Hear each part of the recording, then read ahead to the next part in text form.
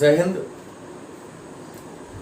इस वीडियो में हम लोग 12वीं कक्षा के राजनीति शास्त्र के कुछ महत्वपूर्ण लघु उत्तरीय प्रश्नों पर परिचर्चा करेंगे। आज का पहला प्रश्न है, राजनैतिक न्याय क्या है? राजनैतिक न्याय क्या है अथवा राजनैतिक न्याय से आप क्या समझते हैं? आप लिखेंगे, राजनैतिक न्याय का मतलब उस स्थिति से है जिसमें बिना किसी भेदभाव के राजनीति में सबको समान अवसर मिले। मतलब राजनीति में जाति, धर्म, लिंग, वंश के आधार पर किसी भी प्रकार का भेदभाव न होना राजनीतिक न्याय कहलाता है। दूसरा प्रश्न है, शक्ति संतुलन क्या है? आप लिखेंगे, शक्ति संतुलन परंपरागत सुरक्षा नीति का एक महत्वपूर्ण तत्व है।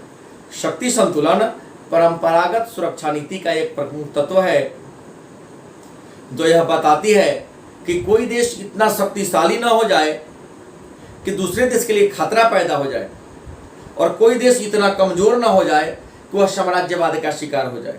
अतः कोई देश अपनी ताकत को लगातार विस्तार कर रहा है तो उस पर अंकुश लगाकर, नियंत्रण लगाना चाहिए ताकि जो कमजोर देश है, जो पिछड़ा हुआ देश है, उसका हित सुरक्षित रहे। शक्ति संतुलन कहलाता है। अगला है, क्षेत्रवाद क्या है? तो आप लिखेंगे, क्षेत्रवाद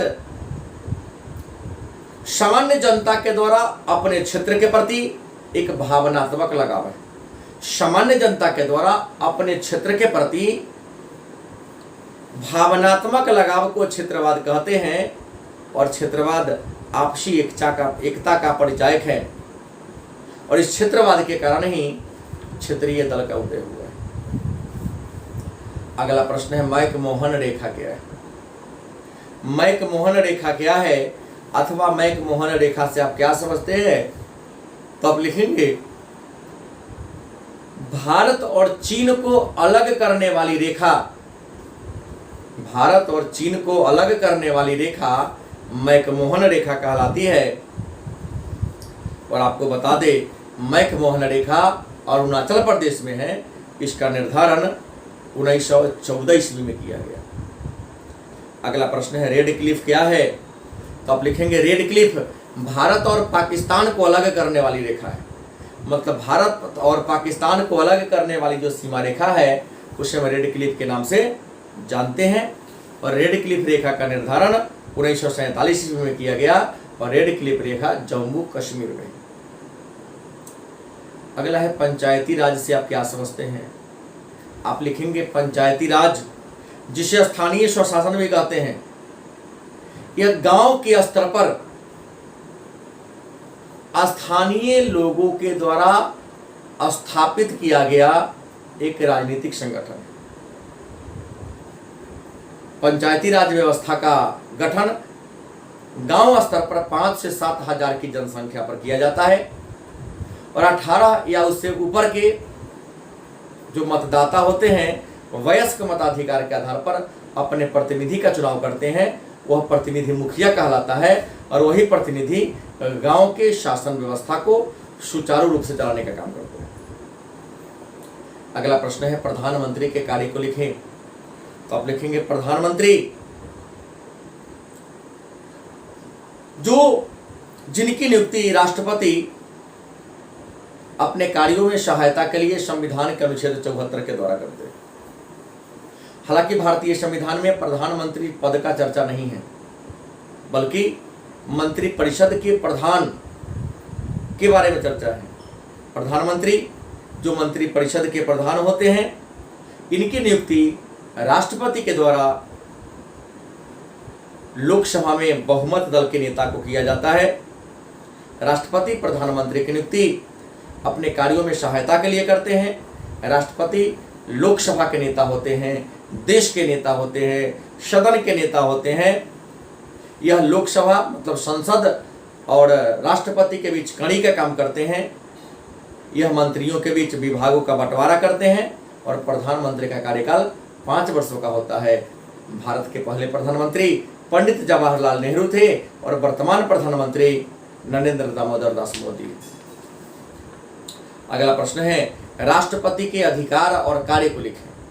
राष्ट्रपति के अधिकार और कार्य को लिखें तो आप लिखेंगे राष्ट्रपति भारतीय गणतंत्र के प्रधान है। राष्ट्रपति भारतीय गणतंत्र के प्रधान है। राष्ट्रपति के बारे में चर्चा संविधान के भाग 5 के अनुच्छेद 52 में है। उसमें लिखा गया है कि भारत के एक राष्ट्रपति होंगे। राष्ट्रपति देश के प्रथम नागरिक होते हैं। राष्ट्रपति तीनों सेना के सुप्रीम कमांडर होते हैं। राष्ट्रपति की नियुक्ति राष्ट्रपति का निर्वाचन एकल संक्रमणीय मत प्रणाली के आधार पर निर्वाचित एमपी और विधायकों के द्वारा किया जाता है। राष्ट्रपति के जहां तक अधिकार कार्य की बात है तो राष्ट्रपति तीनों सेना के सुप्रीम कमांडर होते हैं। देश का शासन राष्ट्रपति के नाम से चलाया जाता है। युद्ध और शांति की घोषणा करने का अधिकार राष्ट्रपति को है। राष्ट्रपति देश के प्रमुख पदाधिकारियों की नियुक्ति करते हैं। राष्ट्रपति प्रधानमंत्री की नियुक्ति करते हैं। राष्ट्रपति सदन में बजट पेश कराते हैं। और राष्ट्रपति का कार्यकाल 5 वर्षों का होता है और राष्ट्रपति बनने का न्यूनतम उम्र 35 वर्ष है।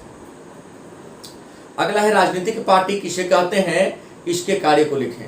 राजनीतिक पार्टी किसे कहते हैं, इसके कार्यों को लिखें। तो आप लिखेंगे राजनीतिक पार्टी उस पार्टी को कहते हैं जो राजनीतिक क्रियाकलापों में भाग लेता है। तो राजनीतिक क्रियाकलापों में भाग लेने वाले पार्टी को राजनीतिक पार्टी कहते हैं। और राजनीतिक पार्टी के अनेक सारे कार्य हैं जिसमें निम्नलिखित काम प्रमुख है। नंबर 1 निर्वाचन में भाग लेना। नंबर 2 शासन को चलाना। नंबर 3 कानून का निर्माण करना। नंबर 4 सरकार के कार्यों पर निगरानी रखना। नंबर 5 सरकार की आलोचना करना। नंबर 6 जनता के कल्याण के लिए काम करना। ये राजनीतिक पार्टी के प्रमुख कार्य हैं। तो आज की क्लास में इतना ही। पुनः हम लोग अगले क्लास में अन्य महत्वपूर्ण लघुत्तरीय प्रश्नों को लेकर आएंगे। तब तक के लिए धन्यवाद।